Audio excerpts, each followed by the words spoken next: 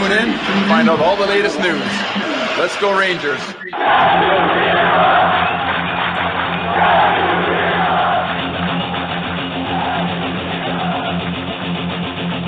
Blueshirt Underground, motherfucker!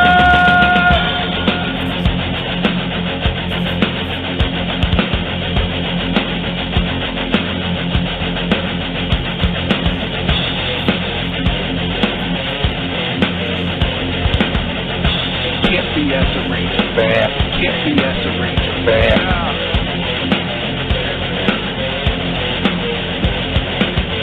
This is an unlawful gathering. This is an unlawful gathering. The truth is out there. The truth is out there. This is the underground. This is new media. This is the underground. This is new media.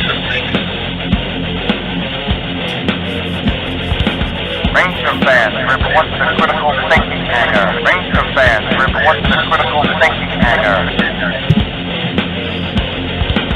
And now here is the starting lineup for the New York Rangers. And now here is the starting lineup for the New York Rangers. This is New York Rangers hockey. This is New York Rangers hockey. This is New York Rangers hockey. This is New York Rangers hockey. This is New York Rangers hockey. This is New York Rangers hockey. This is New York Rangers hockey. This is New York Rangers hockey. This is New York Rangers hockey. This is New York. And good evening, everybody. Welcome to the Blueshirt Underground Show. Today is Tuesday, or is it Wednesday? No, it's Wednesday. Wednesday. The day's just flying by. It is Wednesday, February the 2nd, Groundhog Day. My name is Jim. We are here to talk about everything going on with the New York Rangers, and there is no one on this planet I would rather do it with than my good friend, Eddie Geik. Eddie, good evening, sir. How are you? I'm finer than frog hair split three ways today, as the New York Rangers are continue their mostly winning ways. I'm pretty much dug out of the snow that hit me, and we've been watching a lot of hockey, and there's been a lot. How about yourself? How are you faring? Doing well. Doing well. Let's see, the contingent has shown up in droves. Booked vacation today for August. It's exciting. Yes. We made our vacation plans today. Yeah, I'm working on mine right now. I've already booked a concert. Nice. Because me and Jim, we are brethren in Rangers. So we are brethren in a lot of things. But sometimes there's things that musically we're different. We're different. That's okay. Yeah, there's nothing wrong with that. Absolutely. But I want to get your and the chat room what you think of this show. All right. So I'm going to see Sammy Hagar and the Circle, which they do a lot. His band with Michael Anthony, right? Right. They do Van Halen songs, Okay. Sammy solo stuff. I've seen them once. What do you guys think about? What do you think about that, Jim? Is that a show that would interest you? Of course, it's half of a version of Van Halen. Right. And they do it pretty good. Some Van Halen is better than no Van Halen, and this is about the only way you're getting any Van Halen at all anymore. Dave is retired, apparently. Eddie's gone on to the great beyond, and this is it. Okay. All right. All right. The other half opening up for Sammy Hagar is George Thorogood. Nice. Now, I actually saw an ad for this tour. I guess they're going to be somewhere around these parts. They're going to be. I'm seeing it in New Jersey, your old stomping grounds, the PNC Art Center. Oh, there you go. Okay. So I think that'll be pretty good. It's Garden State Art Center years ago. Oh, I think you'll have fun. Look, anytime you can hear good live music and outside and how can you beat it? How can you beat it? Okay. So now that how can you beat these Rangers? You can't unless you cheat. You can't unless the referees are in the bag. But you got to be proud of the New York Rangers, Sam. You've got to be proud that no matter what they're throwing out there, whatever wacko combination of players they're throwing out there, they've been competitive. And boy, did they make a statement win, as somebody said in the chat room, win against the Panthers last night. And I don't want to hear you. Oh, Bobrovsky wasn't in there. They didn't. They had Spencer for hire in the net. I was calling him Ted Knight. They went head to head without Adam Fox. Okay. And without Hedel, without Kako. You named two useless guys. You lost me there. I mean, Hedel, come on. Philip Brittle is back at it again. All right, I'll go ahead. All right, okay. Anyway, yes, and the Kako. But it should be joyous in Rangerland. You take that victory. They roll 4 good lines, Florida. They score like madmen. Thank God for Igor again, but we got him, so we're using him. Don't say, oh, well, you know.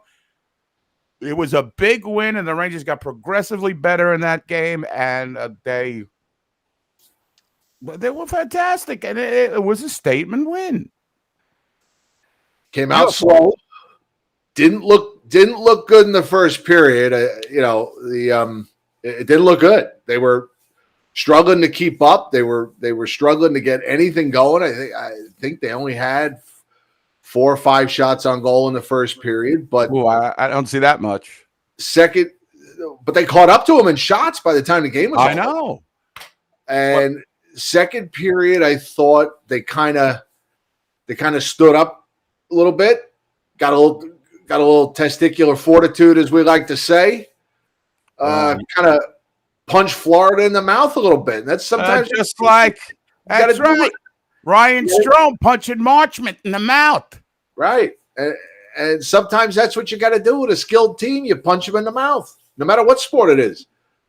And the Rangers, like I said, showed the toughness and didn't quit and got their chances and made the most of them. I still don't know how they're doing it, but here we are. I still don't see what this coach is doing. I still don't see what he's doing, Eddie, but they're winning. So I don't know. It's going to go from, well, how is he doing it to, when they start losing, you go, what is he doing? But for right now, here we sit. We're talking crazy. They're going to start losing. That losing streak just happened. The two gamer, huh? No, yeah. Again, I just think he's got a way, and I don't know if it's because he's a former player with a big rep in the league.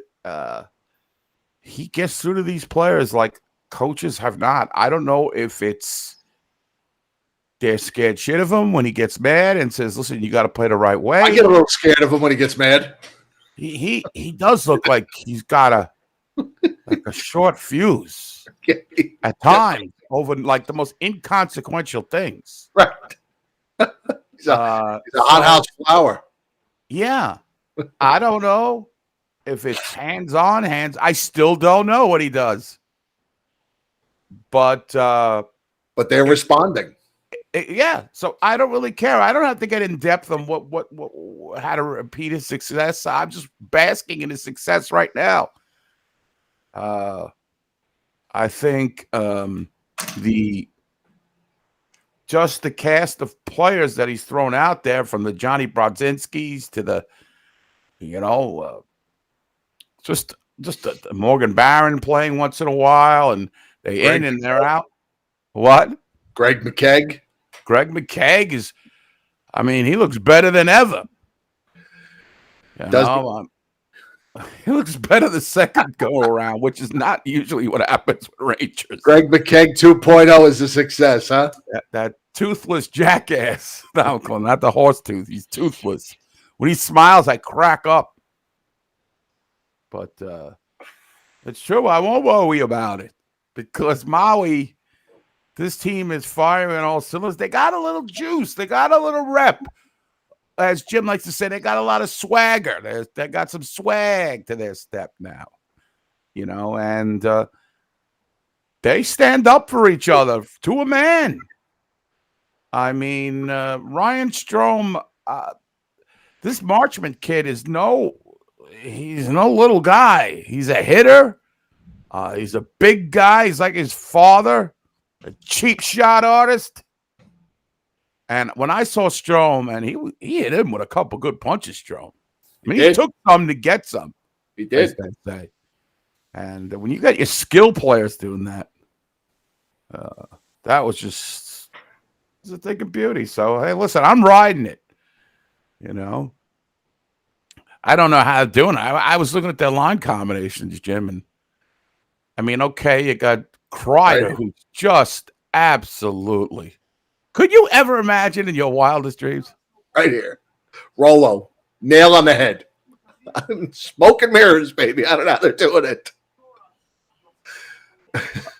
What the heck is this stupid thing? Audio. Sorry, what were you saying? In your wildest dreams? In my wildest dreams, I couldn't ever think that Chris Kreider. This is like, again, I said it last show. It's magical. See that puck go off his stick last night and just went in the net. And he just smiled, like, unbelievable. Yeah. Unbelievable. And like I said, it's going with the lines. Kreider's a Benajad Lafreniere. And I got to say, I believe that Alex Lafreniere played his best game as a Ranger last night. Did you notice anything?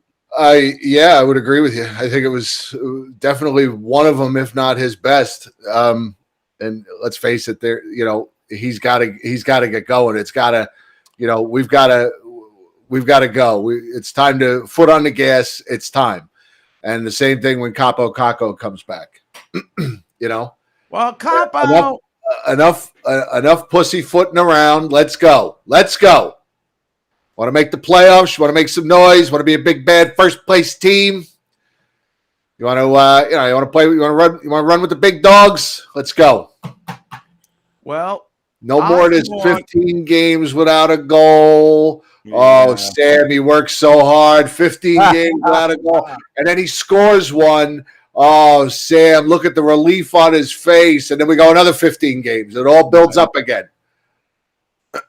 Exactly. No, that's how they defend the non-producers. Oh, he's got to love that one. He's been okay, Ryan, but he's not here to be okay. He's not here to play great in his own end. He's here to score goals. Supplemental scoring at least. So I was looking at Lafreniere. Maybe I'm going to perhaps give him a break because they showed the stat. He's only played 80 games, I believe. Is that correct? I could tell you. I could look it up.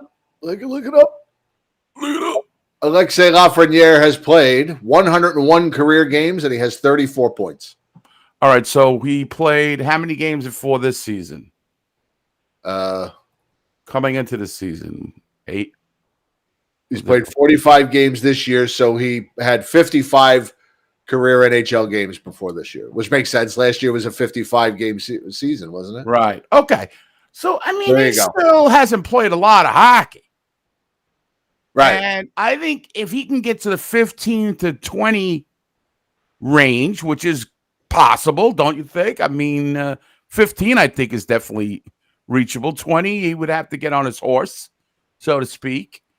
That's not bad. 35 games to go. 35 games. So he's got to get, 5 more goals, 10 more goals? 10 goals in 35 games? Is that a lot? Is that too much to ask? I don't think it's too much to ask from number 1 pick, but it might be. If he plays with Zibanejad and Kreider, he's going to get chances. Right. Kako, however, if you want to bring up his numbers. Not really. Not really. Kako, and again, this is not a number. I guess with a first and second round pick, they are numbers games. Now, if we look at Kako, 151 games, 54 points. And how many goals? 24 career NHL goals, 5 this year, 9 assists, 14 points in 37 games. Okay. Well, that's not so good. I mean, it could be better, but I do see Lafreniere, and I think he's kind of learning from Kreider that if he hangs around that net, you can get those really, what they call greasy goals. But really, the way the NHL is now, nobody tries to move people out in front of the net. I mean, think about Kreider. He's been like unabated. Like most of his goals is he stands in front of the goalie. He's around that area, and nobody touches him. Everything just goes in. Yeah, it's crazy. It's amazing. It's crazy. So, listen, I'm not. I've seen enough on Capo Caco, but he's got to step it up. Like Jim said, the Rangers, in order to be more magical, are going to have to come up with these guys. Going to have to progress. That's Joe Mario makes a good trade. The 45. I always see people complain about ice time and this, that, and the other thing. My thing is, you know what? Make your bones. Do whenever you put in, do something. I don't care if you don't score. Make it look like there's something special there. Are you Capo Caco averaged 14 minutes and 17 seconds of ice time his first season, 14 minutes and 21 seconds of ice time his second season, and is averaging 16 minutes a game this season. So it's not a big difference. Yeah. It's not a big difference. Again, I'm not ready to throw out. But you can also make the argument, excuse me, I don't mean to cut you off, but you can also make the argument that the 16 minutes a game that he's getting under Rickles are, thank you, Jason, are more quality minutes with more quality line mates. Yes. Right? So, I'll give you that part of the argument anyway. Right. I want to circle back to Hedel and Kako together. Sure, go baby. And I heard it a lot. Right, exactly, Mario. Fourth line minutes. Heard it a lot last night. All they focused on was Adam Fox out of lineup, Adam Fox out of lineup, Adam Fox out of lineup. Okay, guys, all-world player. Yes, they miss him in the lineup, and I know they're not producing the way we'd like, but they do miss Hedel and they do miss Kako in that lineup too, because it's forced everybody into a role they're not used to. Or it's forced other guys into roles that they're not used to. Guys are playing on a second line that maybe aren't used to it. Guys are playing on a third line that maybe aren't used to it. Guys have had to shift around, play the off wing. It does make I'd still rather go to war with them than without them, at least right now. So, and I don't think it's, okay, Fox that's the easy one. You know what I mean? Of course they miss Adam Fox. Guy's a Norris Trophy winner. What team is going to miss their Norris Trophy winning defenseman? But they are missing Hedel and Kako as well, despite the fact that they are not producing the way we want them. We think they should. Although I don't know about Philip Hedel because he wasn't a big producer before he got here. I'm still waiting to see what they saw in this kid to make him the first round pick, Yeah. What do I know? What do I know? No, you know. Costa's seen enough for Hedel. Well, usually when Costa start agreeing, that's when the guy starts picking up. Right. We want Kreider out of here, this and that. So maybe he'll be blessed by that luck. We'll see.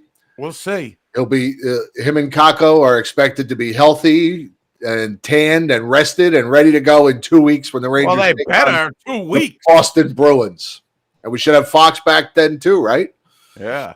Nope. That was a day-to-day lie job by Gallant. Yeah, can we stop even talking to Dr. Gallant about these injuries? He said when Fox got hurt, he said after the game, it's not that bad. And I said, the last time Dr. Gallant said it's an injury wasn't that bad, we lost our starting goaltender for 3 weeks. And sure enough, it's going to be 3 weeks before we see Adam Paul. Right. The devil is a liar. No, he's not the devil, but. Oh, I talked to the trainers. It's day to day. Right there, I said it's 3 weeks. And it's good. Listen, the kid needs a rest. It's just Michael Sauer, nothing serious. Nothing serious. He'll be just fine. So I'm looking at these lines. I want to go. And then you got Panarin, Strome, and Dryden Hunt. Why? I guess because you don't have your. I know he's got a good motor, folks, but then Morgan Barron, Barkley, Goodrow, Julian Gauthier, fourth line, McKegg, Rooney, and Reeves. Love those guys. Barkley, Goodrow's been playing really well. He has, and he's a utility player. I mean, they could put him on any line. It seems like either wing or center, and it won't hurt you. I'm actually saying to myself, I'm glad we have this guy locked up for whatever, 6 years or whatever we got him locked up for. 7 years, Joe. 7 years. I mean, I know he's going to slow down one day, but he's just a kind of guy you need on your team. Right. So he's made a believer out of me. And one of the things that the Fox thing does is that it elevates, or the Fox injury elevates Trouba and Keandre Miller as the first pairing, which is, let's just put it this way, not as good as the Fox and Lindgren pairing. Right. So now you got your second pairing playing first pairing minutes, and although there's millions of detractors on Keandre Miller, I'm not being one of them, it does expose him, and Trouba exposes Lindgren a little bit too. He's been a little lost in space at times. A little bit. Good point. A little bit. Look, that's to be expected. Right. I mean, talk about one of the greatest defensive pairings the Rangers have ever had. And if you take Leach out of the lineup, how good's Booker Boom going to look? Right. By himself, right? That's true. It's to be expected. What's that term? The sum is better than the parts or something. Is that I don't remember exactly how that goes, but it's not. I think whatever it is, I think it applies. Yeah. Well, I think Keandre Miller scoring that goal really got him out of the Chateau bow wow, at least for a couple weeks. Great Selly, as they say. Yes. Oh, he was really enthused. Yes. Did kind of like a little big arm pump, nice. Yeah. Good for him. Hey, good for him. Look, I'm not crazy about the way he's played, but that doesn't mean I don't want him to succeed. Yeah, we've said that many times. I do not come here with an agenda or a narrative that I want fulfilled so that I could be proven right. I want to be proven wrong on on a guy that maybe I'm not as high on as everybody else.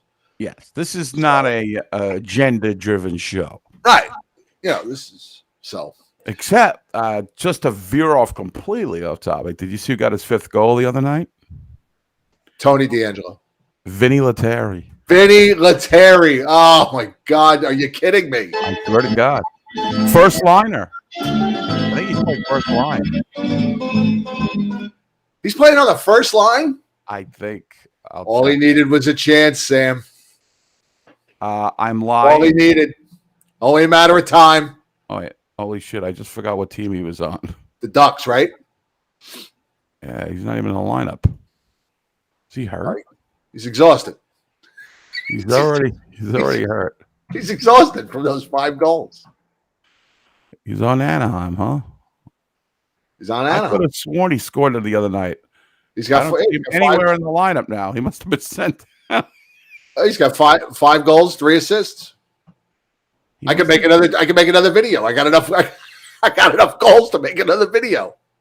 I think this dude might have. I don't know what happened to him. Maybe he's on the taxi squad or some shit. I don't see him in the lineup here. Maybe unless I'm So, of course, I've already jinxed Vinny Lettieri. But anyway, going back to so this is it's shuffled the Rangers defense core around. Lindgren is now playing with. Give me one of those horns.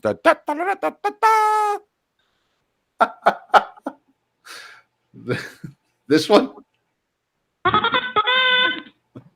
Yes, with Trouba 2.0, according to Gallant.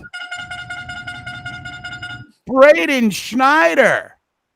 Wow. Loving this kid. This guy is the real deal. You're hearing it from me. You're hearing it from Jim. I don't know if he thinks he's the real deal, but I think this kid, out of all the guys they brought up, is the real deal. Definitely out of Miller and Jones and who else did we get a? We got Lundqvist. We've got he is absolutely the most polished of the four. Confident. Yes. And he had a rough go of it against Minnesota, I think was the game. He had a rough night. But look, eight NHL games, that's to be expected. But even Larry Brooks said it last week. I think I mentioned it either on the show last week or in one of the recaps. Larry Brooks said the first time when the Rangers first called up Ryan McDonough and he watched him play for the first time, he said, there's no way this kid goes back to Hartford. And he never did. And he said, I thought the exact same thing when I saw Schneider play. There's no way this kid goes back to Hartford. And I agree with him. There's no reason for it. There's no reason for it. Absolutely no reason. Mike he said it before this year about Schneider. Well, guess what? You win the White Carnation. You were right. Thank God you were right, New York Ranger Mike, because Braden Schneider looks very good. And Jonathan Riggs makes a good comment. This gives him some flexibility at the trading deadline. I think Niels Lundqvist may be being dangled in front of some teams. Hey, how many times did we hear that a lot of teams were asking for Lundqvist in trades? So, well, maybe we got that flexibility now. Zach Jones looks good offensively. I think, of course, defensively, he needs a little bit more polish. Libor Hayek's been up and down. They had that one bad game where they were like a -5 and a -4. Hayek, I don't think, has a future with the Rangers. None. He's none. Yeah, he's fodder, some trading fodder as an add-on somewhere down the line. Way out of position the other night on a wild goal. I think he was on the wrong side. I think he was on the wrong side of the ice. Yeah, it just he's okay for what they've used him for, a fill-in here and then. But not going to kill you. Not going to kill who? Not going to kill you most nights. This is the guy that I was kind of defending a couple, maybe 3-4 weeks ago. And they must be listening to the broadcast because everybody else was like, this guy sucks. This guy's terrible. And I just thought, like, what was it? If once they decided Lundqvist really wasn't an option, they were like, hey, well, we don't need you because we don't need another guy who speaks Swedish. You're out of here too. Right. I mean, you Swedish meatballs. We don't need you. What happened? I don't know. He's really haven't heard a word about him the last couple of days. Just that there was something going on. He was on the non-roster list. So, I don't know. Rollo thinks Hayek is better than Nemeth. I don't know about that. I'm not sure. I don't think I disagree with that, but that isn't saying a lot. What are you going to ship off Nemeth for? For whatever. Whatever. Hey, look, we got him to burn now. Oh yeah, we got the prospects are coming up like crazy. So, looking at we touched on the Florida game briefly, but we also have the Columbus game to discuss. And Jen's here. Hi, Jen.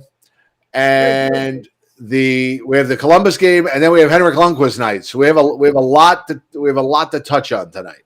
Let me just tell you that Columbus game, because the game and the ceremony are two completely different conversations. Right. Well, why don't you go to your bit? Because I want to see this. I did not see this. All right, so you want to see this. All right. You set it up through the whole bit. All right, for those of you that don't know, well, I think everybody knows by now. You can sponsor the show on Patreon. The website's right at the bottom of the screen there. It's www.patreon.com/Blueshirt Underground Show. Sponsor the show, $1 a month, $2 a month, whatever. And basically, that money that we raise from you guys goes right back into the show. It actually, this week, just paid our Be Live subscription for one more year. We have renewed our contract. And tomorrow it will pay for our Podbean subscription for those of you that listen to us on iTunes, Spotify, and other places. If you sign up to be a Patreon supporter, we put you in our special Facebook group that is just for our Patreon supporters. One of the perks of being in that group is that after almost every game, I go in and I do a recap of the game. Some are very short, some are long, some are funny, some are not. We talk about the game for a few minutes. If the game's really bad, I sometimes I'll just skip the recap. They lose 6-0. What are you going to talk about? Yeah.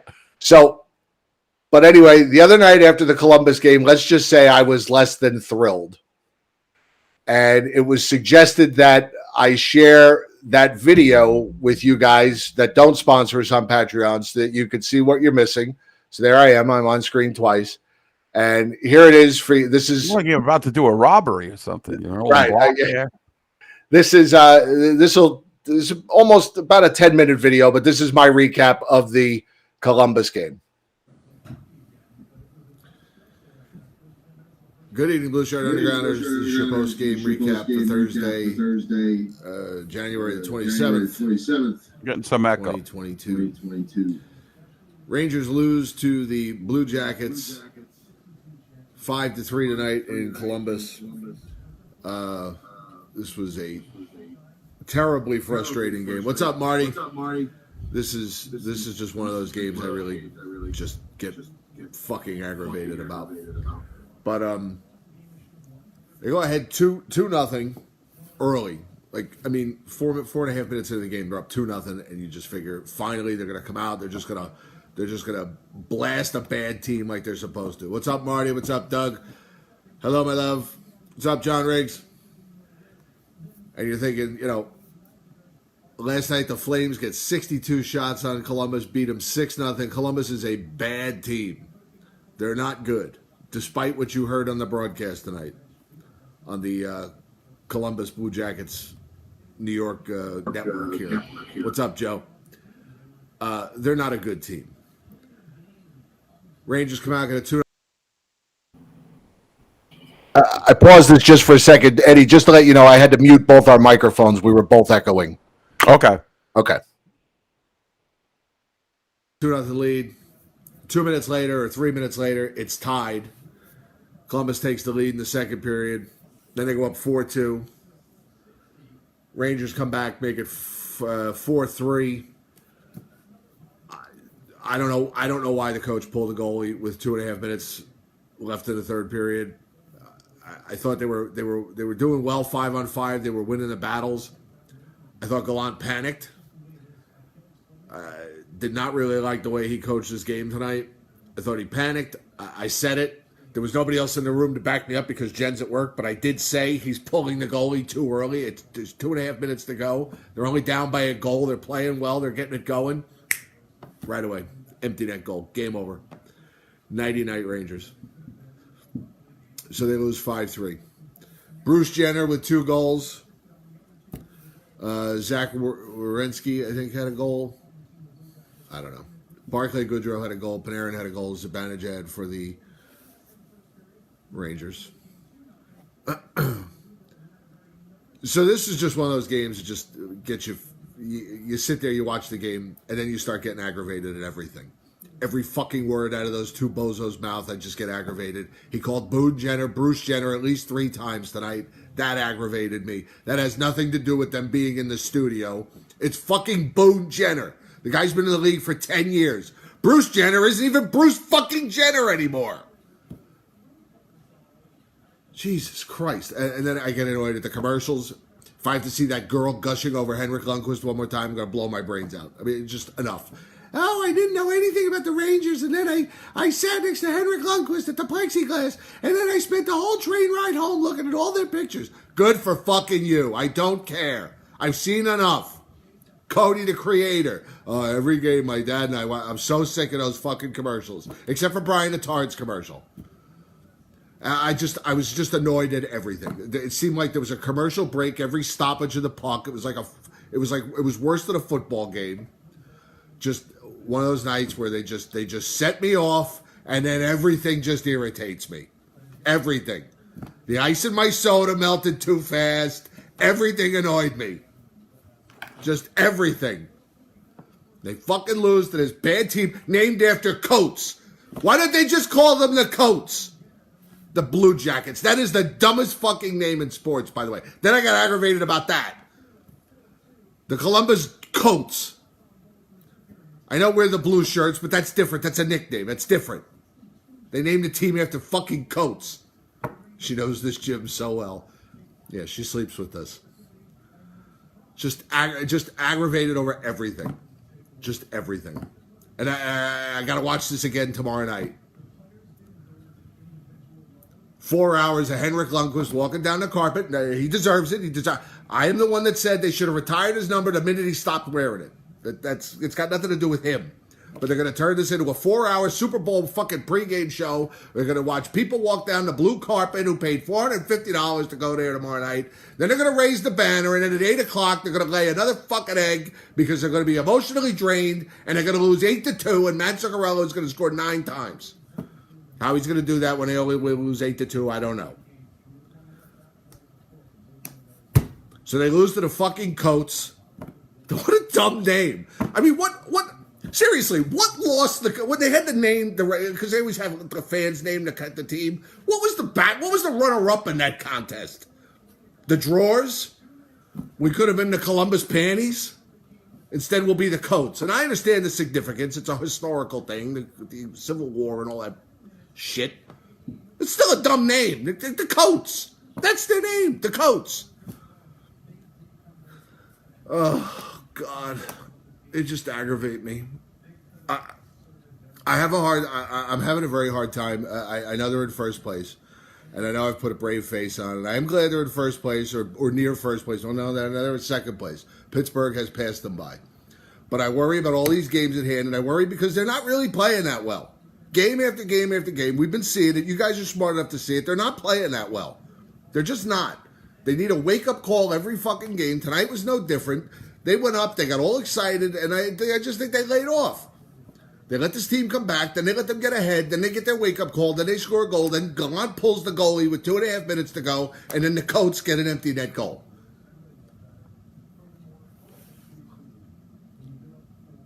I'm trying to read your comments. The contacts are drying out, and I should have taken them out so I could read them, so I apologize. They play 30 minutes. Yeah, exactly, Doug. But John, they were good in this game 5-on-5, and they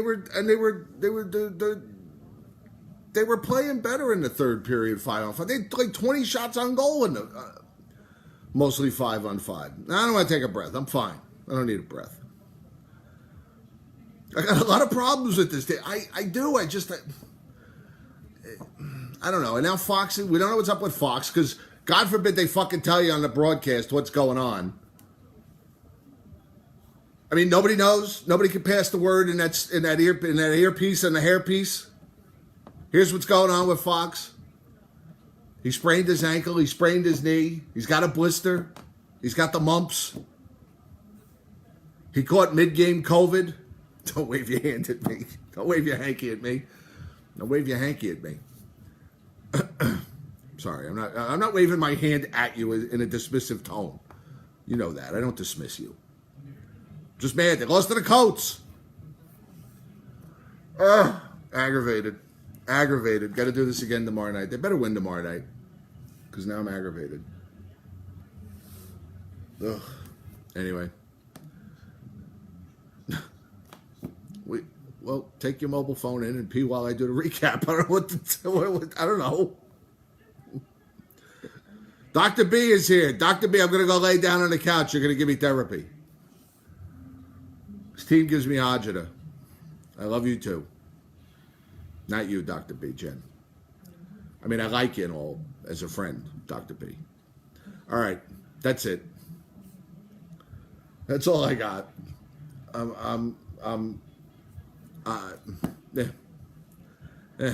Meh. Oh, wait. The standings, I swear to God, it's like the standings just refreshed on my phone, and now they're in third place. Season's over. That's it. Pack it in. Tear it apart. Oh. We're falling. See, I'm telling you, once all these teams catch up with these games at hand, and the Islanders are winning, I got to hear about how good they are on the Ranger broadcast. I got to hear that they're 10-4-1 in the last 15 games. I don't want to hear it. I don't want to hear any of it. I hear all first period about the Columbus Blue Jackets, about the coach, about their player profiles. I hear about whose dad is a GM. I get the parents' resumes. I hear about their cap situation. They don't talk about the Rangers' cap situation. Oh, I fucking hate that broadcast so much. So terrible. It's so bad. The commercials are bad. The broadcast is bad. They're not in they're in the studio. They don't know what the fuck's going on. Oh, I'm aggravated. I've had it. Start the funeral music. You might as well. You always see those like New Orleans funerals with the black guys marching and dancing. You might as well start doing that right outside the garden. The black guys with the I don't know what the hell the things are that they call like, I don't know. It's crazy. All right, I'm going to bed. I'm going to go take a pill and go to bed. And then we'll do this again tomorrow night. The Henrik Lundqvist pregame starts at 9 a.m., and he's going to walk really slow down the blue carpet. And then we're going to watch him go to the hair salon, and then we're going to talk to Steve Valiquette, and he's going to tell us about his 52-game career. And then we're going to watch. Then we're going to hear celebrity thoughts on Henrik Lundqvist, and then we're going to take a half hour to raise that banner to the roof, and then we're going to hear a million Joes, and he's a good man, Sam's, and then we're going to hear all about the Wild, and we're going to hear about how much we miss Matt Zuccarello because he's such a good teammate, and everybody loved him, and then they'll lose 8-2 to the Wild. Baba Shampooey, yes.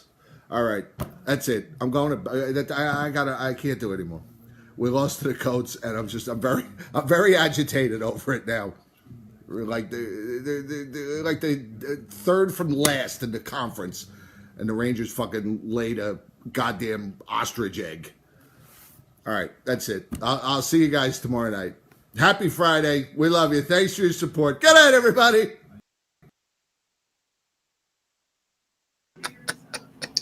Dude. There you have it.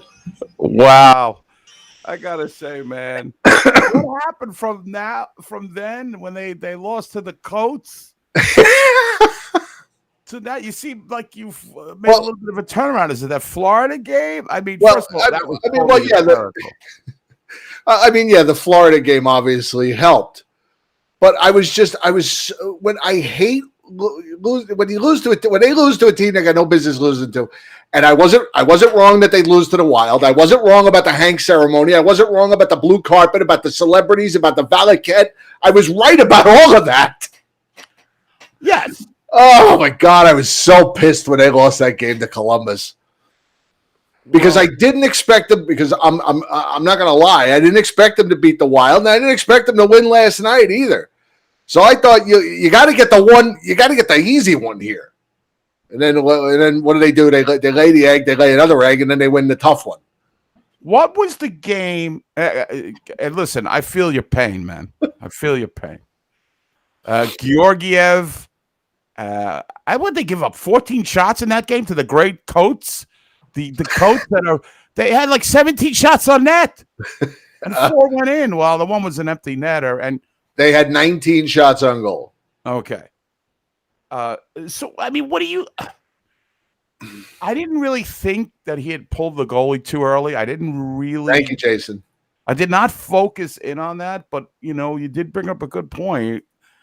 I thought in a game where they were playing well 5-on-5, and they were really starting to pour it on there. And I honestly thought that him pulling the goaltender, I just thought it changed the dynamic. really did. I really thought they were going to be able to tie that game 5-on-5. I mean, now we'll never know. And when you're down a goal, I just think 2.5 minutes, man, that's a long time. That's a long time to play. I mean, if you're down 2 goals, yeah, but usually the 90-second mark is kind of the benchmark when you're down by a goal. But I thought it was too soon. That's all. I thought it was too soon, and no, I was right. Yes, you were right. And who? Again,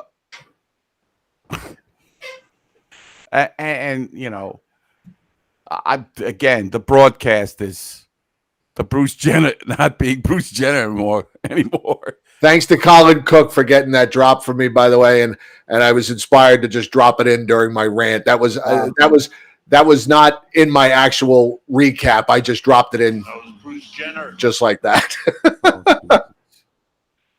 What's wrong with? I mean, anyway, I don't want to go through the whole rehash. Which was the game where we got? Was it the Minnesota game? We got before we get to the Henrik Lundqvist thing. The Rangers lost 3-2 to the Wild. Was that the goal? The game where the goal got disallowed at the end by Strome? Which game was that? Yeah, that was the Wild game. Let me tell you something. 1 second left on the clock. I'm no Howie Sussman. I don't blame the referees for everything, but that was one of the biggest horseshit calls of the century. And call me biased, and I mean, I don't see what he did wrong there. I know he used the stick to move the pad, but the puck was somewhere around there. I mean, I thought that was one of the biggest ripoffs. And you talk about inconsolable. I got up from the couch.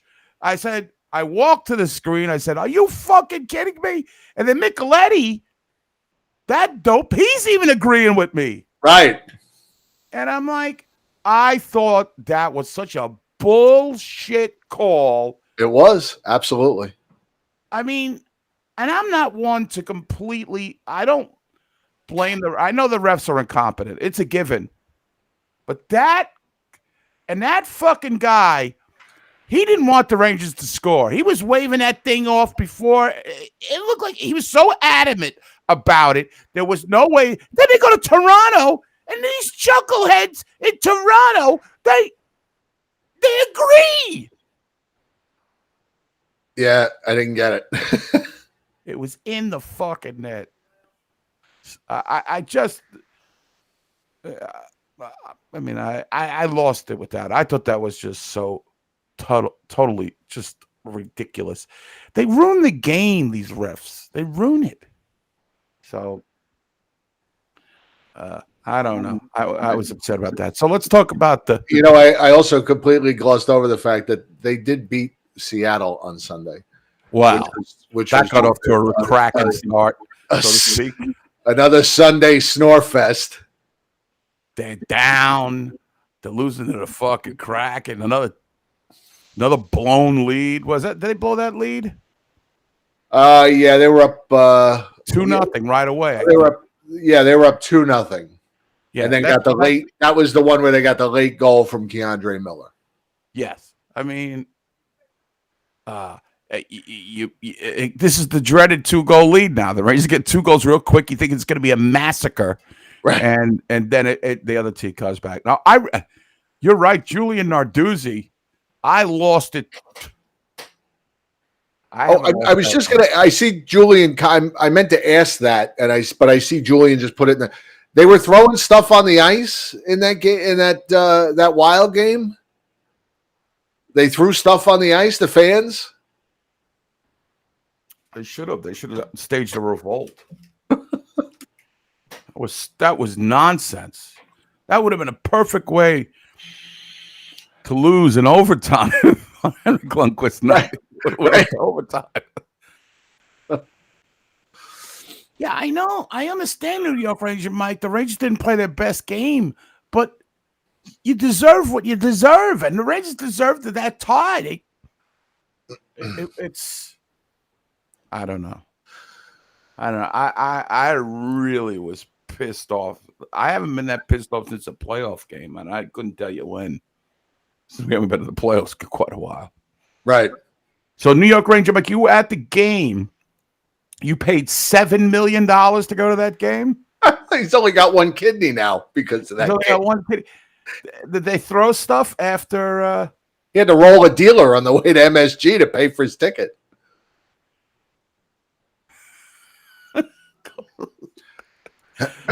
So I don't know. It's just a little ridiculous. So can we want to bring in Colin's here? Do we want to bring Colin in and then we'll talk Hank's ceremony? Yeah. All right. Why don't we do that? Ladies and gentlemen, let's welcome in. We haven't spoken to Colin in a while. Ladies and gentlemen, the one and only Colin Cosell. Good evening, Colin. Good to see you. Good to see you, gentlemen. How are we doing? We're doing good. I'm fair to middling. Fair enough. Dude, your goatee has gotten unruly. Like that thing is a welcome mat. Yeah, this is it's more of like an artistic statement than an actual goatee. I guess I know they're looking for another member of ZZ Top, but it's a little too soon. I hope that Schick or Gillette offers me some big money to shave it. Waiting for that to come in. That's all. that big shaving gel money. It's the American dream right there, Eddie. That's well played. It's all about getting an endorsement with the Dollar Shave Club. Yes. What do you do? I'm just going to scale the corporate ladder, or I'm just going to get that Gillette deal. That's what I get. That Harry's money. They should braid it like Lou Albano. Anyway. Colin Cosell, one of your all-time favorites, was retired. And how do you feel about it? Jim, how do you feel about it? I know how I feel about it. What do you guys think? You kick it off, Jim. No, go ahead, Colin. You're the guest. I guess it's true. Well, thanks for having me. Yeah, man, it's listen, I don't know about you. Shed some man tears, for sure, during the ceremony. I thought it was very well done. Could have sworn when John McEnroe walked out with that guitar, I was like, oh my God, Lindsey Buckingham is friends with Henrik Lundqvist. That's good. I was like, yo, if he grabs that guitar and starts playing Holiday Road, I'm losing it. I think I'm in trouble. His solo stuff, not very good. Trouble, except for Holiday Road. Yeah, Holiday Road, I hate that song. Which he's managed to milk into five movies. All right. Anyway, I was a big fan of the giant sarcophagus that they gave him. Yes. It would have been funny if they opened it and the ghost of Lord Stanley's cup just floated out of there. I love the intro to that, the precept of this is for all the travel and to combine your two passions for travel and fashion. And I'm looking at this thing and I'm going, is Hank going on the Lusitania? I mean, who really travels with a trunk anymore? I said to Colin, because we were texting back and forth, I said, if he ever launches a vaudeville career, it's like, ba-da-ba-ba-da-ba, He pulls out Steve Valiquette and just starts making him talk for him. This giant blonde behemoth on his lap. You big dummy. Oh, man. What amazing gifts, though. You dedicate 15 years of your life of having a 3-inch disc of galvanized rubber shot at you at 100 miles an hour and getting crushed by people left and right. And here's a trunk. Here's some pucks that you played with. Here's a guitar. Right. Good luck. What happened to the days? I remember when Willie Mays, he got retired. He got like 4 cars. They're like, it might be a little bit, I don't know, but they gave him a big pink Cadillac, and it was a whole thing. And he got and they did it around the warning track, 4 cars, and he gets a $500 guitar. This Louis Vuitton trunk, like you said, for the Lusitania, and 73 free pucks. 73 pucks that already have his name on that. They really probably were his. They put it in the case. Big deal. I mean, I don't know. I thought the whole ceremony was a little strange. I just thought I didn't understand. I didn't understand how they have Ryan Callahan and Dan Girardi in the building, but they don't bring them on the ice. They have John Tortorella in the building, but they don't bring them on the ice.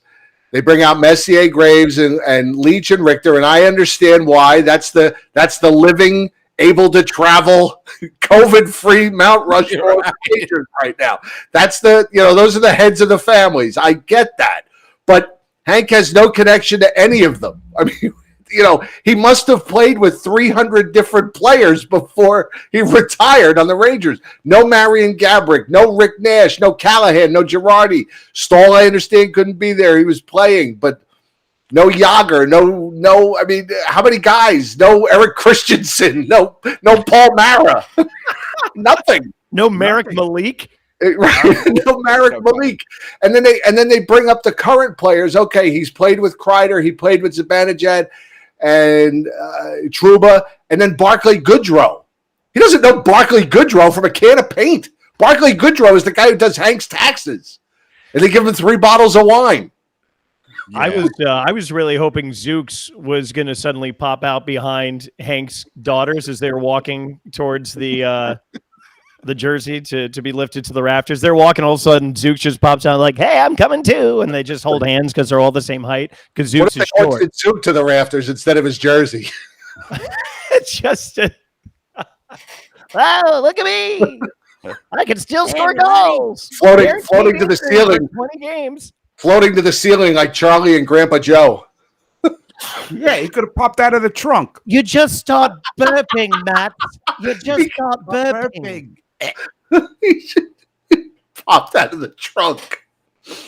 Oh man, Matt Zuccarello on busy lifting drinks. Actually, that would be Matt Zuccarello is my favorite Oompa Loompa.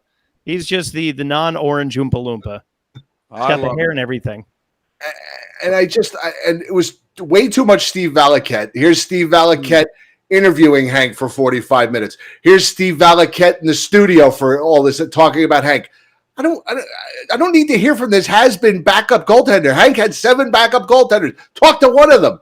And Kevin Weeks, God bless him, love him, he's great.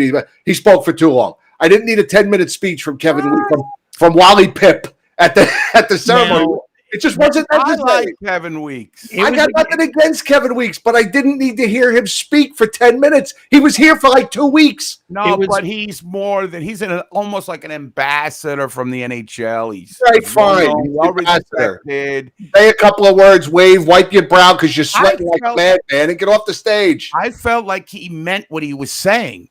These other bozos, I didn't think they meant what they were saying. What's Mark Messier going to talk about? What is I don't want to hear him talk either. I've heard him talk. I've heard enough. I've heard it all. Enough bald guys either. Graves and this guy. Don't pick on Adam Graves now. Graves looks like one of those mutants from Beneath the Planet of the Apes that takes his face off. He's got like some weird bald head and his lip is all screwed up. I mean, I love the guy. I love him. But it's a total mess. I love him, but he's ugly and he's horrible. Get him out of here. No. I'm just saying, do you guys think that they'd rather go with, like Jim said, the non-COVID, the people who can travel legends, because maybe the other guys would have ribbed Hank a little bit? Dan Girardi might say something, or Callahan may say something like, he was tough to play with because he just yelled at us the whole time, which he did kind of admit. He did say when they lost, he would get mad. Right. He did not like to lose.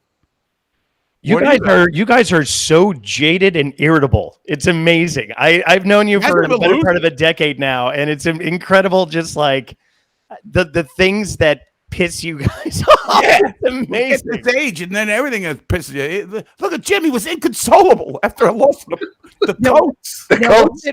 Was it a Kevin Weeks injury that ushered in the Lundqvist era? Yeah, that's what I mean. He was here for like 3 weeks. So let him take his 10 minutes. The guy's career was completely usurped by the King of New York for the next 15 years. It's not that I did. It's not that I. How long did he go on for an hour? It wasn't like a filibuster. I mean, he's doing 10 minutes. It's like he's doing a 15-minute set of Caroline's here, and we don't need. I got 100 other guys I'd rather hear from. Let me hear from some guys who played with him. Not the guy who. I agree Not with the guy you who. there. But Where's let me hear from Brian Callahan. Where was Brandon Dubinsky? 10 minutes on the speech there. And Where was Dubinsky? Speaking of which, Ranger fans, if you Hank deserved better. All right, okay, maybe you do deserve better. But let me tell you something. You Ranger fans that go to these fucking games and scream and yell while people are giving speeches and you want to hear them, you should be thrown out of the building. You should be your Ranger card should be revoked. I don't know why this is a problem in 2022. What happened to manners? I'm an ill-mannered person. But when somebody's making a heartfelt speech and it's time to be quiet, can we all be quiet? Do I have to be a teacher and flick the lights on and off to get your attention, to get everybody to be quiet? Does this irritate you guys? Yeah, you couldn't hear Hank at times because of people yelling.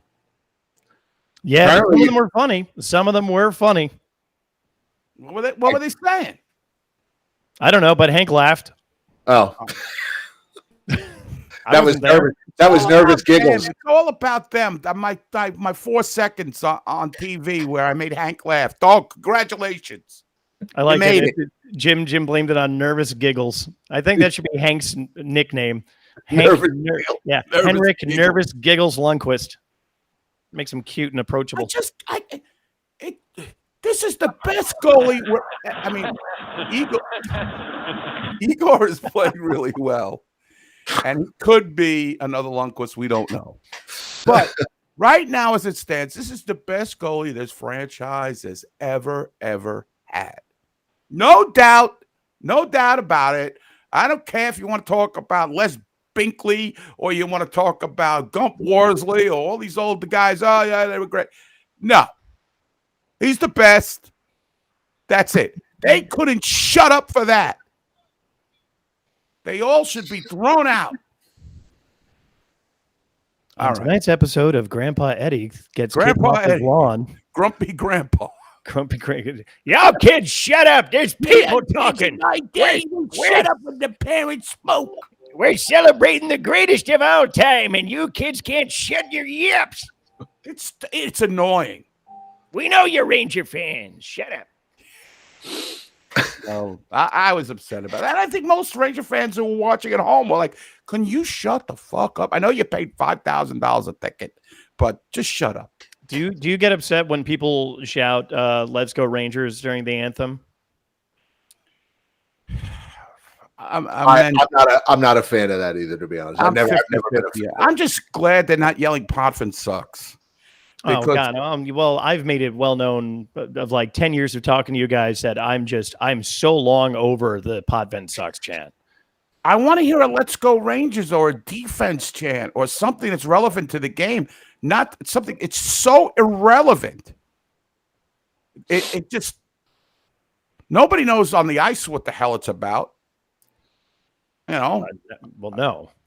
And I've I don't want to throw names, but I've interviewed Ulf Nielsen, and he said it was a clean hit. It was a rut in the ice. So what's the problem? Why? I understand he's an Islander from the Cup years, but we should be relishing they haven't done anything since 1983, rather than go Potvin sucks. This is the thing we do. We're Ranger fans.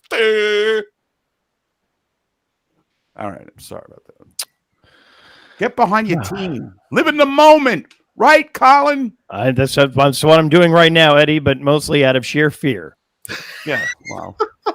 Got me hot. I saw Jim get all irritated in his Columbus wrap-up. Now I'm all revved up. Okay. So, okay. Yeah, Colin missed the Columbus wrap-up. He didn't get here until right after. Okay, wow. Oh, sorry. Jim was worrying about everything. He's worrying about the games at hand. He hates the Blue Jackets name. He says, why don't you just name them the Coats? The Coats. Yeah, it's just he doesn't like the name. Well, I got legitimate concerns with these games at hand. I mean, you're even worried about the Islanders. Who cares? No, I didn't want to hear about it. I don't want to hear about it. That's all. I know, but you're like, I was aggravated. When you're aggravated, everything. I mean, it just spirals. Not me. No, not you. No, you're all sunshine and rainbows all the time. I'll vouch for that. All right, I'm sorry, guys. This is me. The whole thing. This is me. and this is Eddie. I can't hear it. Yeah, you can't hear that. Can't hear that. The saber dance. It was faint. Well, like happy. Oh, you're always whistling a happy tune, Eddie. Oh yes, I'm always whistling. Unless I come on the show, apparently. Wow. There you go. This is a danceable tune. It makes you happy. All right, I got a text during the game the other night when the 94 guys were coming on the ice, and the text said, "What's with the Dixieland Jazz while the Rangers are coming on the ice?" I said, "That's the victory song. It's been around for 100 years." Somebody sent that? Yeah, that's Louis Armstrong in the background. Moron. Satchmo. Come on. Oh man. What a wonderful. It's Mardi Gras. Right. Mardi Gras. Some bunch of flapper girls come out, start dancing. Some vaudeville acts. Hank takes his vaudeville trunk, pulls out Valaquette, starts doing an act. Starts doing scat. The next, I want to see a picture of that trunk in 10 years, and let it have stickers all over it like Tuscaloosa, and Perrine, like all those shitty little towns. Why are they playing Dixieland music? That's incredible. All right. All right. So we would have liked to see the guys he played with. Why do you think they went for that move? I mean, we saw them up there. They were present. I think they were drunk off their ass. I think they went straight Pantheon. I think they were just going with the Mount Rushmore. If your number's been retired, you get to be there with him, and that's it. Like, that's the prerequisite. The Saturday Night Live 5-timers club. Yeah, that's the cutoff. Exactly. Far less prestigious, but still. But yeah, I think that's literally it. It's like, there's his former teammates, and that's all well and good. But like, how much more are they going to add to it? Then you're going to turn the ceremony that's already compounded by a 3-hour-long week's speech. And then bring up on that one. what's Girardi going to do? Come out there and be like, for the 8,000 pucks I stopped in 2014 alone. You're welcome, Hank. Enjoy retirement because I can't feel my toes. I thought they could bring Girardi out and Hank could throw a ceremonial bus on top of him. For all those press conferences after the game where Hank would say, "Oh, I thought I played well." Yeah. But our defense was a little soft.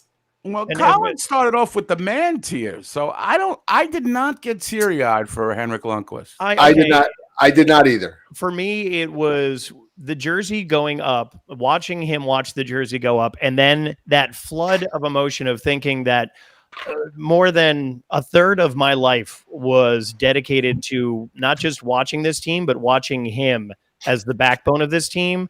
And to watch that moment of closure for me, it was very emotional. I'm a very sentimental guy. I'll cry at a phone commercial. I don't care. When you realize a third of your life has been dedicated to this team, everybody should cry. Yeah. All right. Listen, Larry Literal. A third of my life dedicated to this team with Hank in between the pipes. But, for that moment of closure, and I think a lot of people can agree, it's just like, wow, this is it. This is the finality. Because it was such a bizarre circumstance that he went out anyway. You know what I mean? Right. So, the whole thing was just kind of surreal, when he was out of the league, and to the idea of seeing him with another team, not only that, but a rival. And then we got to bypass that. And then boom, fast forward to there goes his jersey to the rafters. That, those hanging in the rafters means a lot to me. That's like the first thing my eye is drawn to when I walk into the arena every time. Billy Joel, Fish. Anyway, the defense rests, Your Honor. That's why I cried man tears on Hank night. You're welcome, you bitter Betty.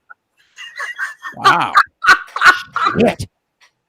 I just asked if Jim also cried. I was just saying. I did not. I did not, and I'm gonna tell you why. I appreciate his. Thank you for your service. You were fantastic. Like I said, the greatest of all time. But I really never had an emotional connection to Henrik Lundqvist. I don't know why. I mean, you think I would? I mean, he's a 7th round draft pick. I mean, Swedish boy makes good. Comes to New York. He turns around the franchise. Maybe if they had won a cup, but that wasn't his fault. Maybe if the last couple years he would have just said, you know what, I don't have it anymore. I don't know what the cause of it is. Like, is it? Let me ask you a question. Is it a lack of connection on a regular guy type level? Yeah, it is for me. Like, he's the suits. You have a hard time relating on that. The average man, the average man cannot relate to Henrik Lundqvist. I mean, the man has everything. He was making $10 million a year. I mean, if there's a God, that man's hung like a button. But there's probably, but it works. It works, right? I mean, the kids are blonde. They're probably going to be beautiful. The wife's beautiful. His sister-in-law's beautiful. I liked his mom was really cool. I don't know if dad's, he's a man literally so perfect. His parents made 2 of them. Yeah, they look exactly the same. Joel, really good they point. cloned the man. He's so perfect. Right. They did. And there's poor Joel. He's the Eli to his Peyton. But at least you got trophies. Listen, I totally get that with Hank. I found it, for me, it was just kind of like a prized possession. It was like the crown jewels. It was like, not only do we have one of the best goalies in the league, in the history of the league, but he's all ours, and he's freaking gorgeous, my God. And then he's well-spoken, my goodness. And then he's charitable. What is this? Like, how could you... there is an emotional connection there, because every time you'd hear about the Garden of Dreams Foundation, and then boom, there's Hank right in the middle of it. Right. With like some also ran from the wolf pack. Isn't there an episode of Seinfeld where Jerry's dating a girl that everybody just loves, and he can't figure out like what's wrong with her or something? Like he keeps trying to find something that she's bad at or something, like everybody keeps telling her how perfect she is. That's Hank. Yeah. Poor Joel. Hey, he's the king of Frolunda. Yeah, Joel is currently playing in the men's league at the Stanford Twin Rinks. And that's why I didn't get teary-eyed, but I, as they say in the parlance of our time, I appreciate him, and I appreciate what he's done. He was great. It was, it's undisputable. But I didn't. But he's no Bob Froese. No, he's no Ed Mio in my book. Where was Eddie Mio? Yeah, where was Eddie Mio? Well, no, you don't. Like Colin said, they brought out all the luminaries, the Mount Rushmore. Right. See, that's why I hate this. This organization does everything so boring. Like they just can't step out of the comfort zone once. They just got to bring, the Baldies got to come back, and the Irishman comes in, and Leach. I mean, I love Leach too. See, Leach, I got teary-eyed about, because they won the cup, and he was so integral in winning the cup. And he started with the Rangers, he finished with the Rangers. Well, he didn't finish with the Rangers, but he started with the Rangers, and his career, flourished. And then he goes to the Capitals. I don't know. And then the whole heart attack. Maybe I should have been more. But I can only tell the reality. And the reality was I wasn't fighting back tears. But hey, listen. And also, you've grown up, Colin, as a Ranger fan, primarily with him as the goaltender. No.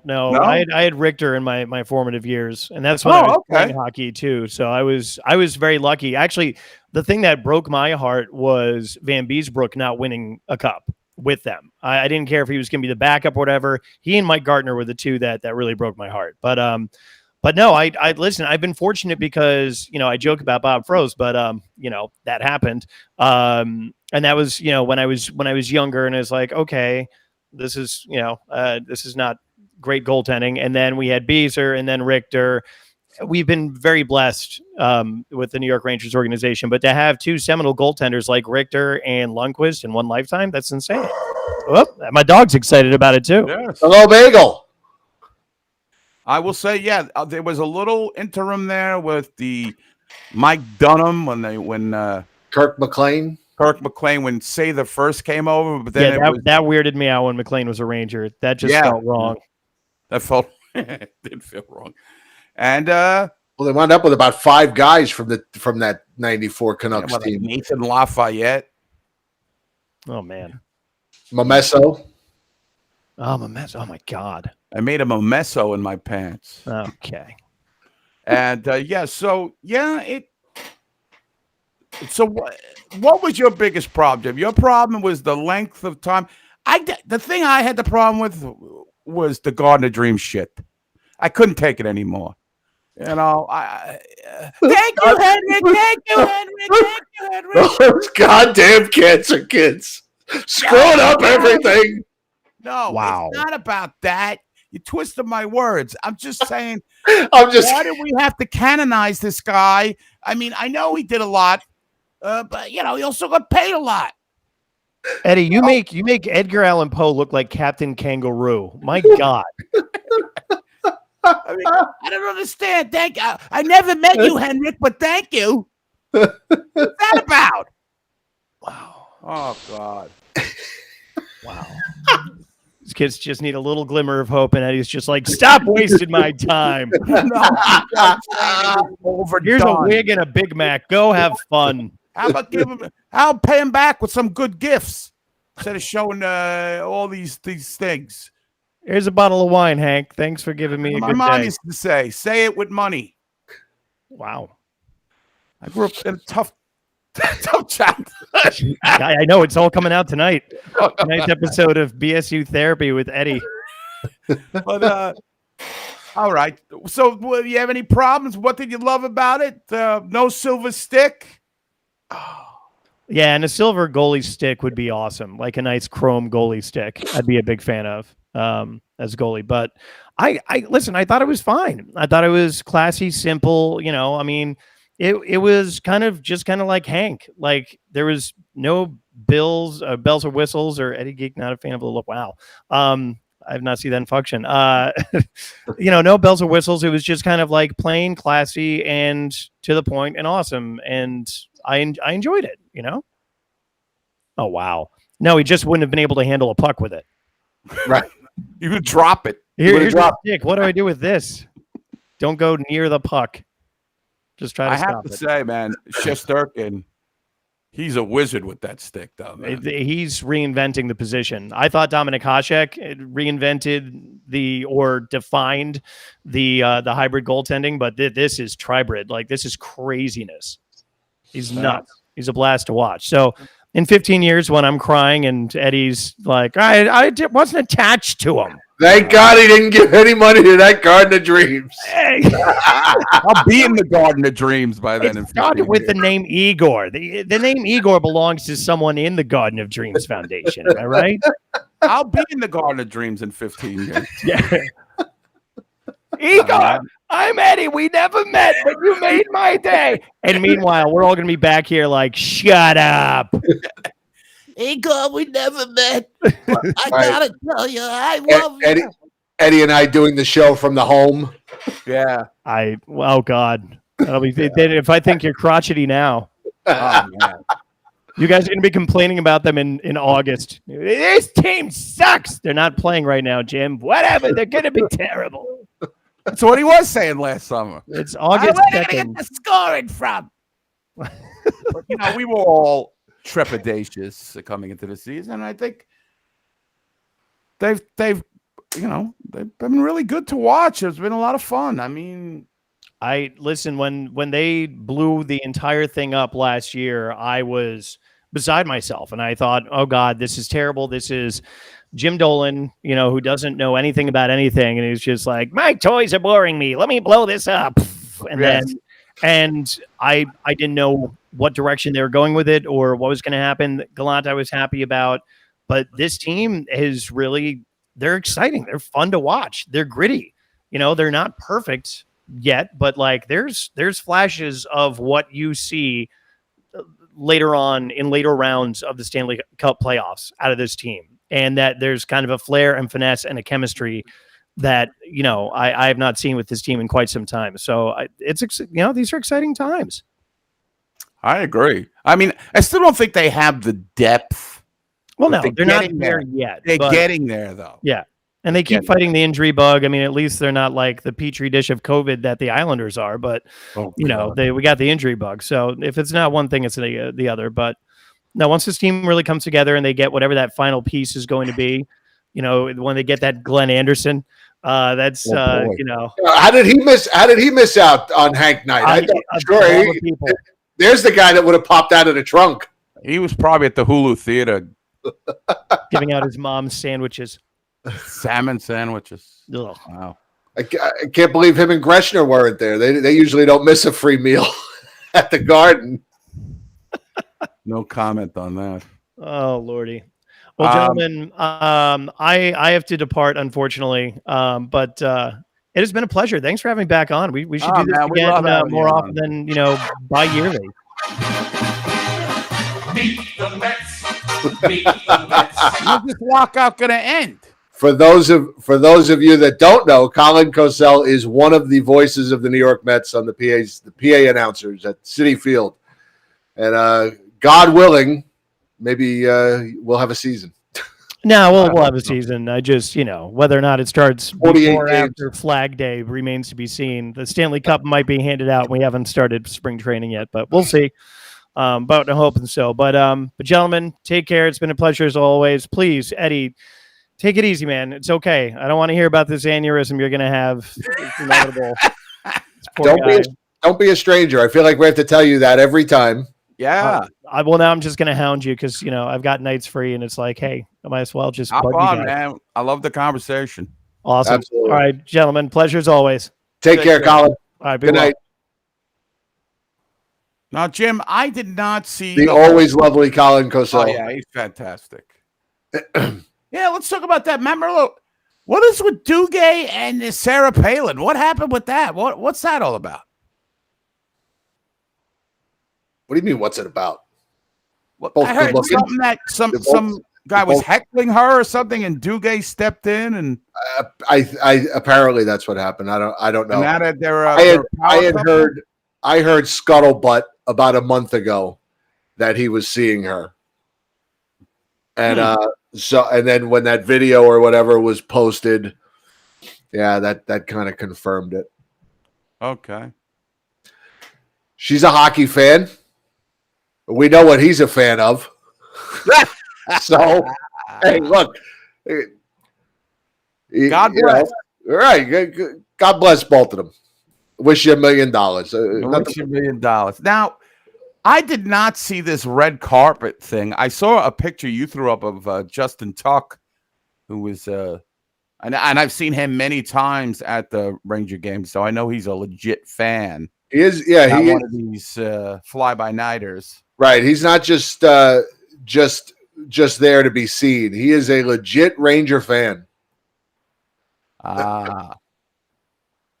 See, Matt Morello with the scoop. Matt Morello's like our own TMZ. Right. He tested positive for COVID, and someone was videotaping her, and he slapped the phone out of the guy's hands. And then had sex with Sarah on the table. Wow. Wow, that's amazing. He's a man. That's right. All right.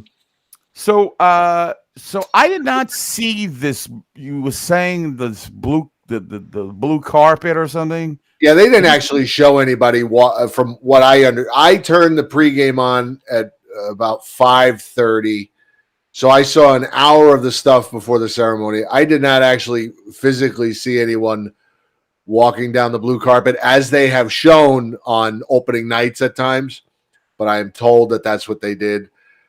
Most of what I saw was Valaket interviewing Hank, and then the actual and they had video clips of different people talking about Hank. Michael J. Fox was one of them. Justin Tuck was another one. I can't really remember who else there was. There were a few. Yeah.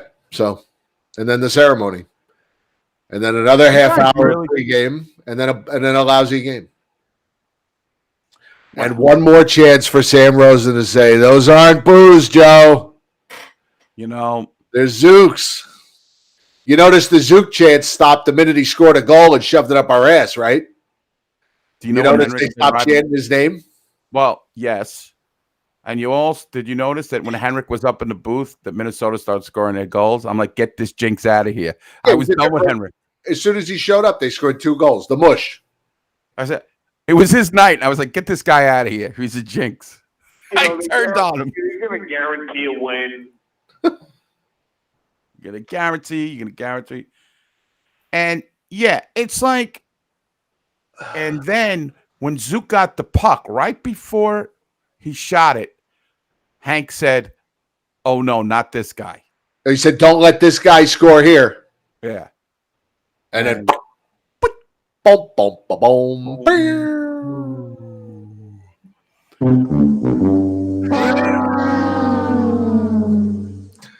So, just who else but Lundqvist? Well, I like the story that that Zuccarello was always the last one off the ice facing Lundqvist when he was a Ranger, and if he scored on Lundqvist, he would cheer like he would go nuts, right? And it would drive Henrik crazy. I enjoyed that.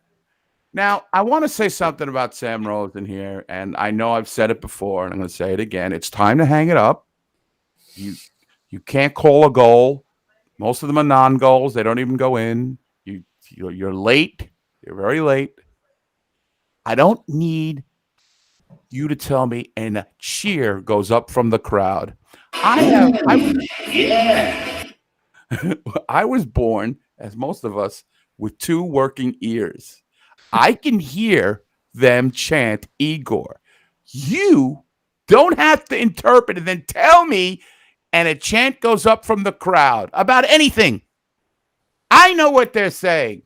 I don't need to be updated. This is not part of a normal broadcast. Sorry. And a cheer goes up of "Let's go Mets" from the crowd. Have you ever heard Steve Cohen or Keith Hernandez ever say that? Have you ever? Somebody choke him out. He's got to go.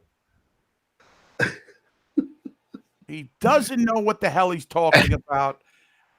Those are not boos. And a chant of Tippy Canoe and Tyler, too, goes up in Madison Square Garden. A chant of "We Want Roosevelt" goes up in Madison Square Garden. And then they killed us with that Bob Wischusen on ESPN. He's like Gary Thorne Jr. Everything is the most epic thing when it scores. Chris Gale, screaming. And I hate his Jets games. How much excitement does he get? Oh, I told you, he's the voice of losing, that guy. And it's intercepted, and he runs into the butt of the offensive lineman, and Sanchez fumbles. He's the voice of losing. That Brian Boucher, he is fairly good. That broad, I don't know who it is. Somebody's got to choke her out too. And the voice is grating. She's adding nothing. The only thing good about the couldn't wait for the Panthers to score, though. Oh, God. They built up the Panthers. I thought it was the 75 Canadians. You know what? I saw so many Ranger fans, not so much in our group, but out and about, like on Ranger posts on Facebook and other places. Everybody bitching about the game being on ESPN Plus last night. Come on, folks. It's $6 a month, first of all. Second of all, I don't know how to break this to you, but streaming is streaming. It's not even the future. It's now. I mean, yeah, this is like some new technology. You're gonna have to get on board with everything being streamed because in 5 years there might not be cable anymore. Everything might be streamed. Right. Oh, I'm not paying another $7 to watch the game. You already pay $198 for your cable bill. Just lay out the $6 to watch the games. Yeah, exactly. It's a hell of a lot better than having to lay out, $30 a month or whatever NHL TV was. If you don't have cable. Chris Demete is reporting that what was this? Do we know this woman's name? AJ Malesko or something like that. She kept calling the Panthers "we." Yeah, that's what Chris is saying. Really? Wow. Okay. And she can go to hell. Yeah, that broad. But I will tell you one thing. The picture was awesome. I don't know about you. I didn't have a problem with the picture. No, I said it was awesome. Oh, it was awesome. I thought you said awful. I'm sorry. It's much better than well, I usually say awful. I am kind of a negative Nancy tonight, but I really enjoyed the picture. The picture quality was fine, but ESPN, the app itself crashed on me 4 times. Oh. Yeah, but, I have it on the Hulu. But NHL TV used to crash on me. NBC Sports used to crash on me all the time too. So what are you going to do? Howie's saying center ice package was 60 this year for half a year or the whole year. Usually they could break it up into halves.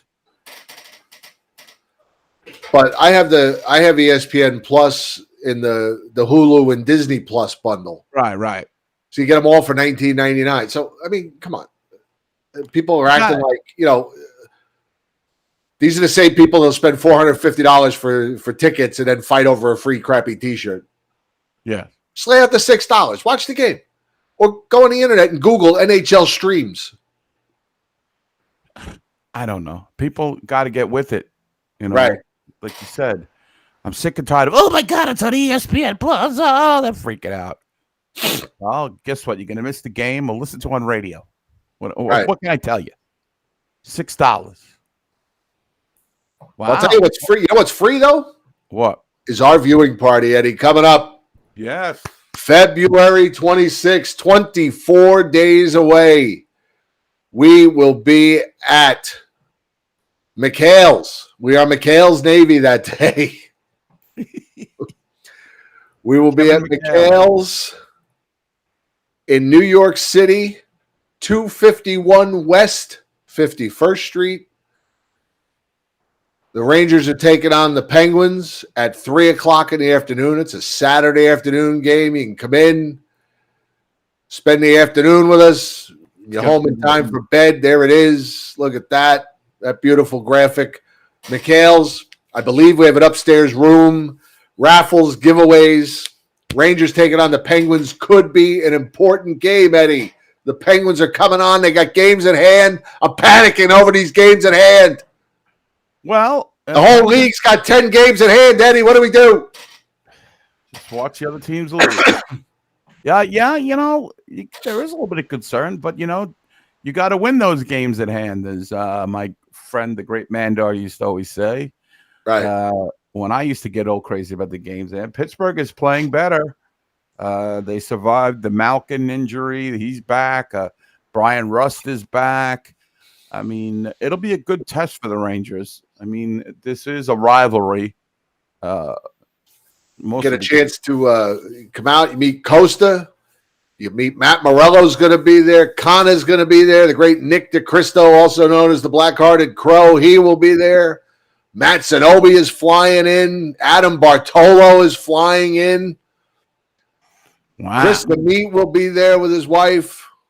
It will be a who's who. Will the contingent be there, Chris? Meaning your brother and your sister-in-law? The Johnner tribe? Or is child rearing going to keep them from the blessed child rearing? We'll see. Bring the baby with us. Bring it with us. Well, that's true. Don't forget you need to show proof of vaccine to get in the viewing party. That is not our rule. That is NYC town ordinance. Yeah. So everything's a thing now. Right. But we're going to have a great time. I can't wait to see you guys. We got a shit ton of stuff to give away. Yeah, shit it's going to be a lot of fun. So the Rangers have 2 weeks off. Anything else you wanted to discuss? Let's see. At all, we do have Connor waiting to say hello. Okay, let's get Connor. Okay. What's up, Connor? Nice shirt. Oh, I love that shirt, Connor. I'm gonna need a fresh one when I come to the viewing party, though. But Joe. Oh, Joe. Well, the good news is we have viewing party exclusive shirts that you can only get by coming to a viewing party. That's the good news. I'll drink to that. All right. That's the good part. So really nice looking shirts too. Very good. I expect there to be fights over these shirts. Wow. People selling them at 3 times the price on eBay by the end of the day. Right, in the same way that people got into fights at Golden Corral over the steak. Oh yeah, I saw that. So that's over great. the lack of steak. Humans. I'll tell you one place there isn't a supply chain crisis, and that's at the $75 steak sandwiches at Madison Square Garden. Really? They people buy that? Well, you know, if you go for Hank Night, they gave a courtesy. It was $1 off. He's doing a bit. Yeah. So what do you think about the ceremony? Where do I begin? You know, I don't know about you guys, but I'm a little tired of the whole bringing out the 94 squad for every single ceremony. You couldn't have brought, I mean... You got to bring them out. How are you going to have how are you going to have a ceremony like that? And then what? They're not there? And then everybody would have said, where are the guys? Where are the 94 guys? That's fair. They're They're the heads of state. They're up in the rafters, so... Yeah, I mean, I would have preferred to see, you know, someone who Hank actually played with, you know, even if it was like Marty St. Louis, Michael Grabner, you know, someone who from the present day, you know, Antti Ranta, anyone. Antti Ranta. But I mean, yeah, I mean, you think Hank will be there when we retire Antti Ranta's number? I think Tyler Wall will have his number retired before Antti Ranta. You're really banking on this Tyler Wall. Yeah, but I mean, look, I think that, don't get me wrong, I'm happy where we are going into this All-Star break, and, you know, I'm happy we're in first, but I think that these last couple games have shown it's very clear that the Rangers have some problems that we do need to address. Having Fox injured, it's clear that there is a void in the defense. I think we especially saw that in the Minnesota and Seattle games. Yeah, the thing that's missing is the Norris Trophy winner. Right. I mean that's why they. I don't know. It's a big part of the reason they've been struggling. I mean, not the whole part. Want a little sneak preview? Yeah, sure. A little sneak preview.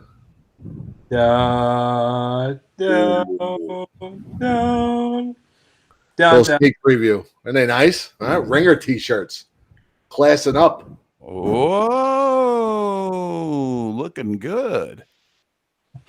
Looking good. Very good. But I did a nice job on him. Very, very nice. But I mean, also,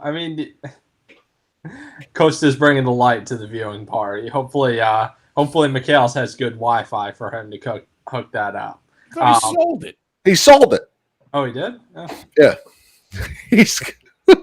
Remember, we had the whole conversation. He's going to wear the red light on his head. We're going to put a candle on his head. When the Rangers score, we'll light the candle. Costa had an idea. But anyway, I mean, look, I think that Hank Knight, it was. I mean, look, I liked his speech, and I'm obviously happy that I got into the rafters.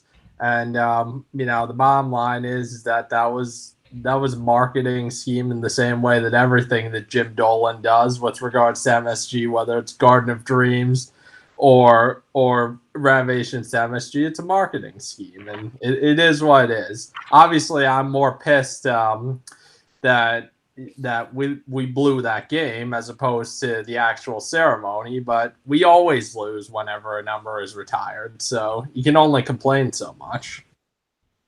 Yeah, and that seemed what's the Rangers record? Like 4 and I think 2-7 or something like that. Their record on Jersey retirement nights. Oh, when they raise a banner, they are 2-9. Okay, and that includes the 94 banner, which they lost to Buffalo that night. The only 2 games they've won, and thanks to Joe Catroni for looking all this up, the only 2 games they've won were Messier night and Leach night. Oh.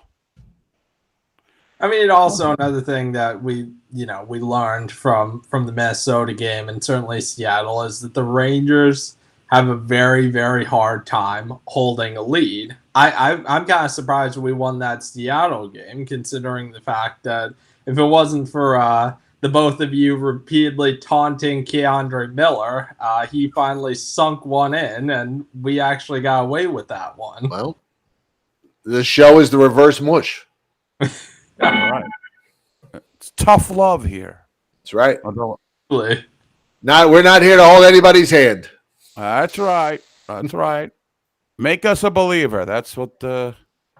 So okay. I believe that we'll do well in April and May if we keep playing like we're playing. Well, I like the fact that Gerard Gallant has been able to get through to these. He was pissed after that. After the couple losses there. He was visibly angry, and he said, it's not acceptable. We can't just not happy with the effort. Yeah. He was, and they responded, and the players responded. And that's really what you look for in a coach. I mean, again, he's been an enigma to me, as far as what he actually does, but he's getting through the players, but I mean, isn't that what it's all about? Right. Absolutely. I mean, if there's one thing that we can definitely say Gerard Gallant has done is that he has lit a fire under Chris Kreider's ass, considering the fact that Chris Kreider is clearly on fire, and that's been a huge reason that the Rangers are doing so well. I mean, I don't want to jinx it right now, but, I give it up for Hart candidate Chris Kreider. I mean, I said it many times, he's been magical. He's always in the right spot, and he just does it all. It's just, it's unbelievable. It just really is unbelievable. And this could be a career season for the guy. Already is. That's right.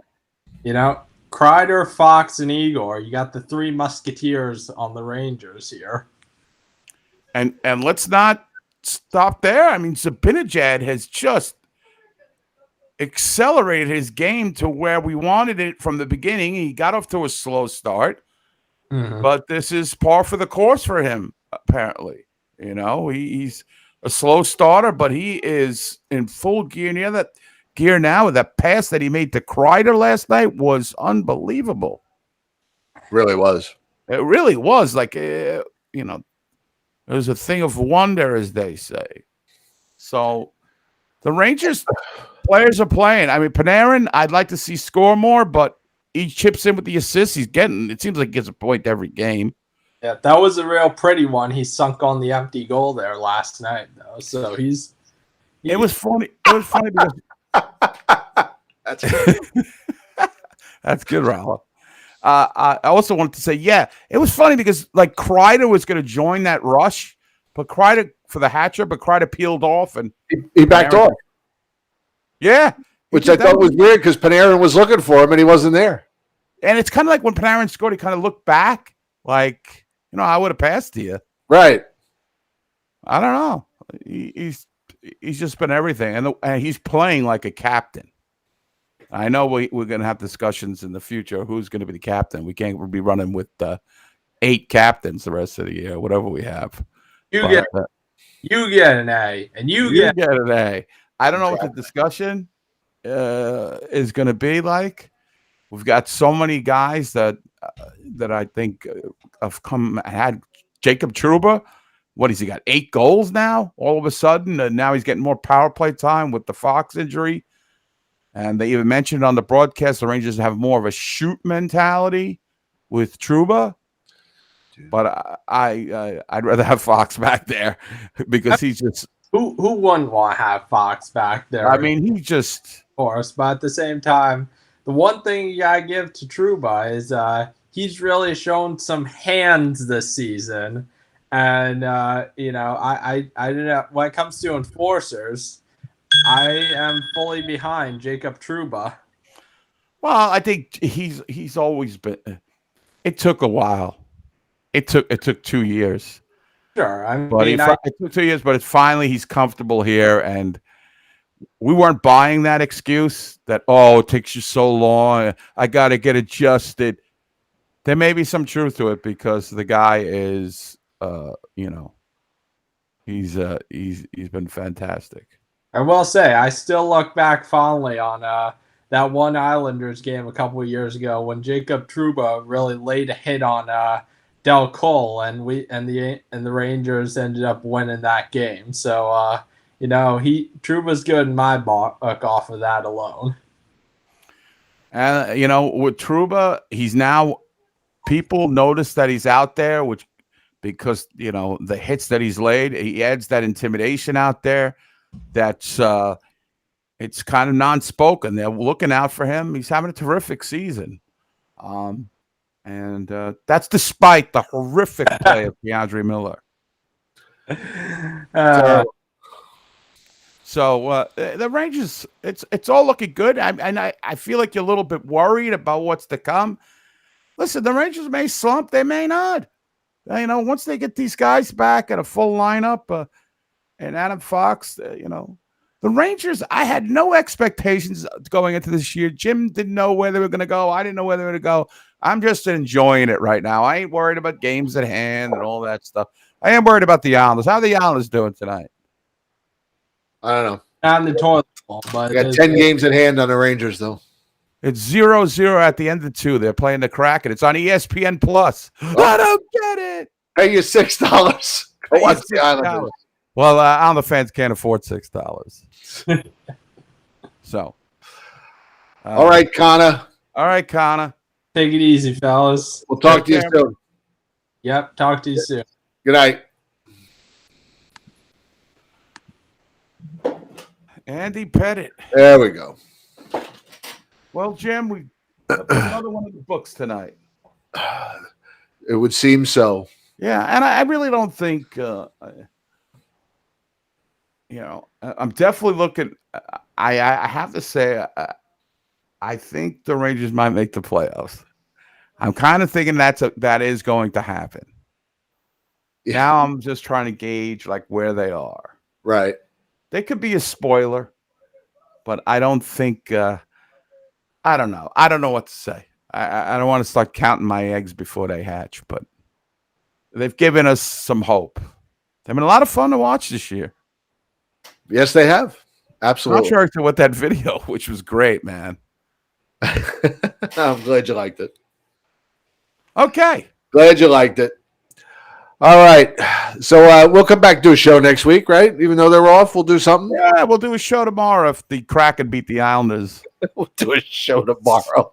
If it's 0-0, apparently at the end of 2, and the Islanders only have 11 shots on net against the Kraken. Perfect. Watch out. Butch Goring might be tweeting out some anti-Ranger stuff. Right. Butch Goring. All right, Jim. Take care, and Rollo, you were spot on tonight. Colin Cook coming back. Matt Morello with the TMZ. All you guys making fucking great comments, cracking me up here. Yeah, you guys are the best. Thank you all so much for being here. Don't forget, if you want to sponsor the show, www.patreon.com/Blueshirt Underground Show. We appreciate it, and we will see you guys next week. Eddie, always a pleasure. This was a fun one, as always. Always a triumphant broadcast by me and you and the fans at home. It's always fun, and it goes by so quickly. And, hey, enjoy the All-Star game on Saturday if you're so inclined. Never. I'll watch the skills, but I am not watching that game. All right, take care. Good night, everybody. Yes. And like Watt2K99 says, fuck the coats. Amen.